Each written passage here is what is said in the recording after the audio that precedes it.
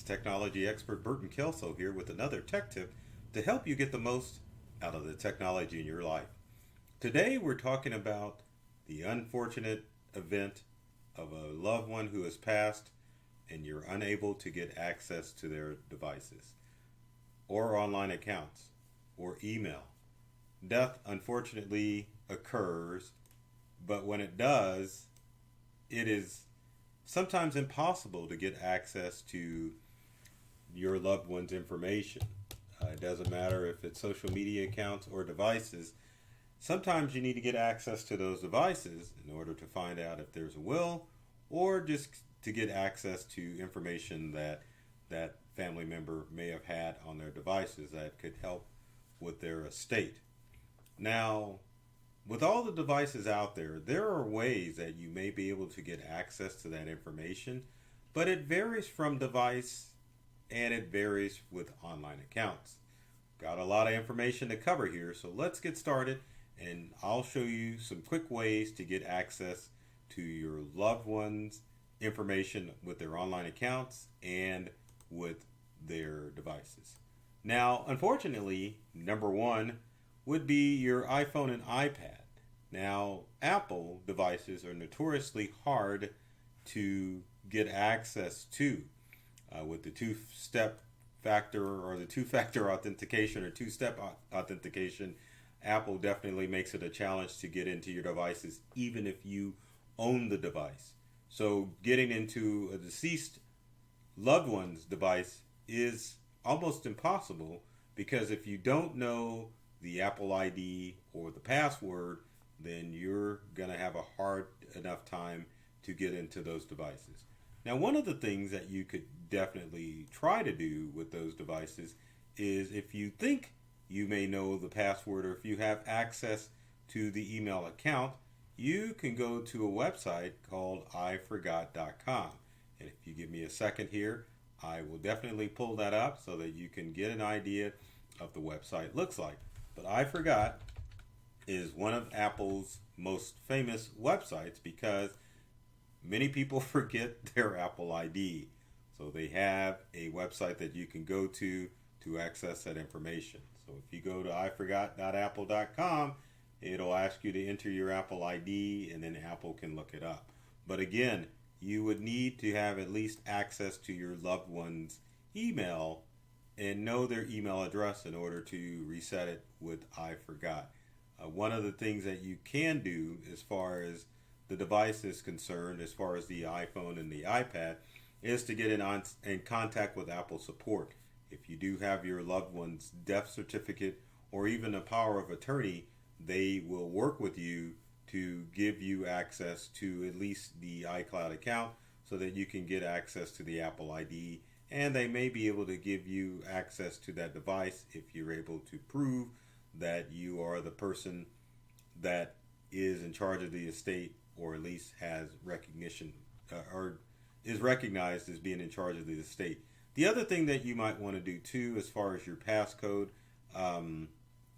you can try to, if you have a passcode on your iPhone or your iPad, you can definitely try to enter in the 4 or 6 digit PIN number if you have an idea of what it is, but you want to be careful when you try that because if you try too many times, you definitely will have to reset the device and to get access to it, or it may just lock you out permanently.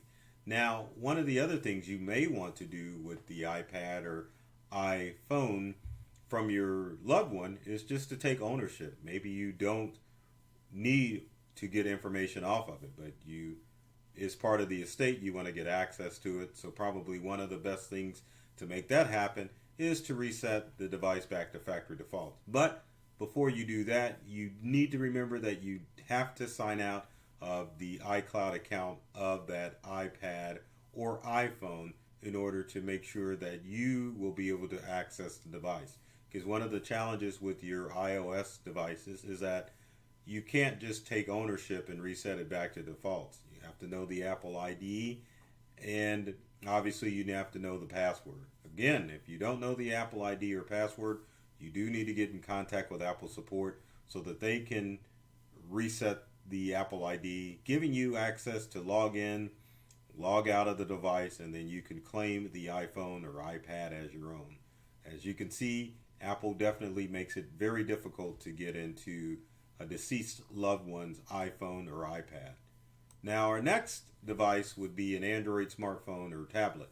Now, Android makes it a little bit easier in order to get access to the device. Now, that's not necessarily all Android devices are Samsung, but that obviously is what's pictured.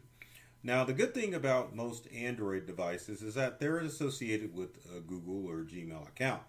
Now, what you can do, if you have access to your loved one's Google account, then obviously you could go in, you can log into the device itself and get access to the information on there. One of the challenges is if you have a loved one that has a PIN number or I forget what you call that, but anyway, the scribble on the screen that will allow you to unlock your Android device, you may be a little bit challenged because you may not be able to get access to that. Now, one of the things I forgot to mention with the iPhone, but also with the Google Android device, is that many times your deceased loved one may have had that information synchronized to the cloud. So if there's information that you need to get off of your Android device, it's a good possibility that that information is synchronized to the cloud. Now, keep in mind too, with your iOS devices, that information may be synchronized to the cloud too. So the information that you're looking for may be on a cloud-based account, but you just need to get access to the cloud-based account as opposed to getting to the actual device. The only reason you would probably need to get access to your Android device as well as an iOS or iPhone or iPad device if you want to take ownership of that device. And again, you would probably have to reset that Android device like you would your iOS device in order to get access to the device so that you can take ownership of it. Now, our next device that you would probably need to get into for a loved one would be a home or office computer.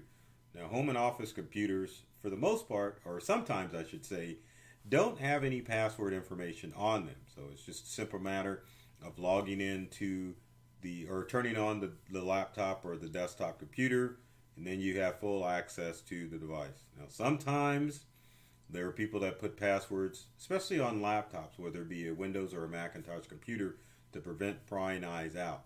Now, if that is the case, you may have to call an IT professional to get access to that device, because there's several ways that you could get access to a Windows or a Macintosh computer. The first way, if you just need information off of it, is you could take the device apart and take the hard drive out and then copy the hard drive information to another computer so that you can see the files and documents that are on that computer. And in most instances, if it's a loved one's device, you definitely are probably looking for documents that may pertain to the estate. Now, if you're just trying to take ownership of the device, again, you could reformat the hard drive and reinstall the operating system on both a Windows and a Macintosh computer. Now, as far as removing the hard drive, if your loved one has had their hard drive encrypted or locked or scrambled, as I like to call it, then you are definitely hard pressed, because if you don't know that encryption key to get into that locked hard drive of the Windows or Macintosh computer, nothing you can really do. But computers, there are several ways to do it. On Macintosh devices, you can remove the password from the device in order to get access to it. And without sparing you the long, hard details of it, you would basically need to go into terminal and submit a command to reset the password on the Macintosh computer. Now, on a Windows computer, you can attempt to go into the command prompt to remove that information. But again, these videos are designed for the non-tech savvy. So I'm not going to go into detailed information that could potentially allow you to ruin your computer. The quickest and easiest way to get into a loved one's or deceased loved one's computer is to turn it on to see if there is a password and try known passwords. The other thing would be to take the hard drive out if it's just information and try to access the hard drive or access the information on the hard drive that way. Now, our next digital asset that people may try to get into would be an email account. Now, sometimes with a computer, if you're able to log into it, it's easy to get access to emails because your loved one may have had a program such as Outlook, Thunderbird, Windows Mail, or even Mac Mail that is automatically retrieving that email information. As long as you're able to get into the computer, your loved one's email account will automatically download into those email programs that I had mentioned before, allowing you to see email correspondence that may be pertinent to the estate. Now, if they have a web-based email account, you are in big trouble because under most circumstances, if your deceased loved one is using email, it's a good chance they're using something like Gmail or Outlook.com or Hotmail or one of the third-party email programs that your internet provider has allowed them to use. Now, if you're using the free popular services like Yahoo or Outlook.com or Google, then you may be able to contact customer service by providing a death certificate or a power of attorney to gain access to that web-based email account. Now, if your email is coming through your internet service provider, then you would need to provide that information to your internet service provider to ensure that you can get access to that email account. Now, email accounts are notoriously hard, especially when they're web-based, and that goes with anything web-based. You would almost have to get in customer service for that web-based email and get authorization to get into that online account. So just keep that in mind. Now, our next digital asset that we would talk about that is web-based is obviously your social media accounts. Social media accounts are another hard thing to get into because of all the cybercrime and bogus accounts that go on with social media accounts. So it's not like you could call up Twitter or Facebook to get access to that information. You definitely would need to contact the social media network with the death certificate in order to get access to that. Now, one of the challenging things with online accounts for loved ones is that unless you take action, those accounts are up there forever. So if you have a loved one, a deceased loved one, whose social media account is just floating around, you might want to try to access and deactivate that account. Now, if you are able to gain access to your deceased loved one's smartphone or tablet or even desktop or laptop computer, it's a simple matter of going into the settings and turning off that account to ensure that that account is not floating in limbo for years to come. Now, one of the cool things that Facebook and Instagram has done to make that account a memorial is that you can go into Facebook and Instagram and set up a memorial account for your loved one. Basically allows you to go into settings after the loved one has passed away and transform that account so that your loved one has a memorial account, so it allows people the opportunity to pay homage to them after they've passed away. Now, social media accounts like Twitter and Instagram, or not Instagram, I just said Instagram, Twitter and LinkedIn, you cannot set up a memorial account, but you can definitely, if you have access to the computer, go in and deactivate those accounts just by going to the settings. But again, if you don't have access to those social media accounts, you would have to contact those social media platforms with a death certificate or power of attorney to show that you have authorization to mess with that account. Now, what can you do to make sure that you don't have to do all of this and have access to those accounts in the event that a loved one passes away?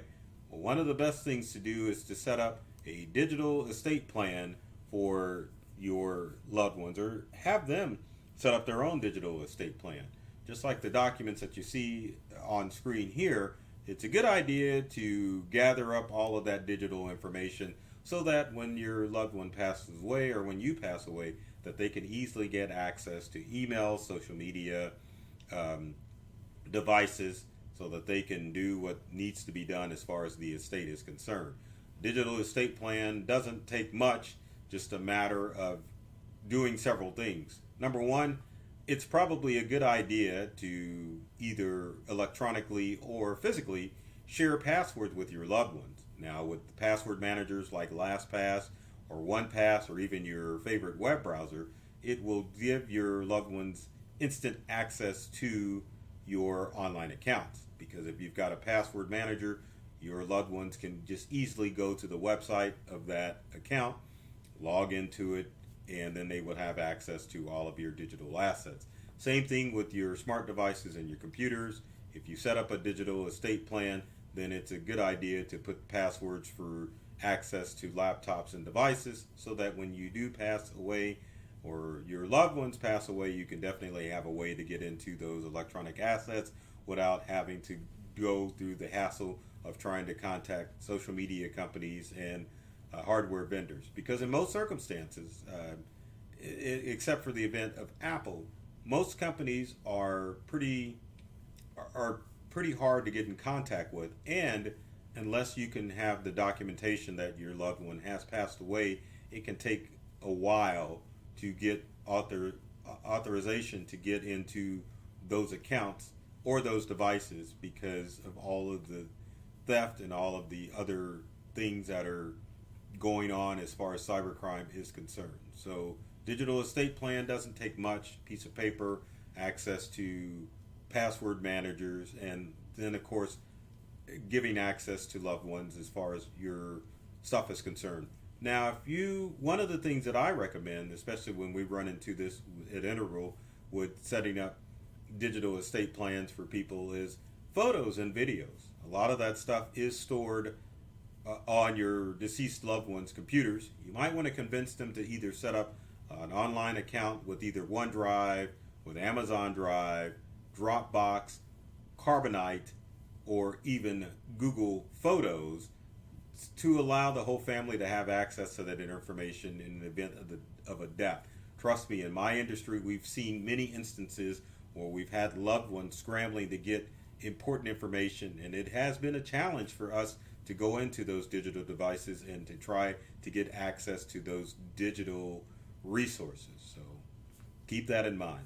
Now, if you've got comments or questions, be sure to leave them in the comment section below. Would love to hear from you to find out what other tech tips you'd like me to cover, or if you've got questions on how to set up a digital estate plan, or if you're trying to get into some loved one's device. Now, keep in mind, if you're stolen a device, don't come to me saying, hey, Burton, I need you to get into this device, because I would want to see some proof before I got into some of those devices to see if you can see the information that's out there. Now, I always have to throw this out here, but we're on all the social media channels, so be sure to check us out on all of the social media channels, and be sure to subscribe, to like or share or subscribe this video if you found it useful. So with that said, take care of yourself, and before I do that, I always have to say this.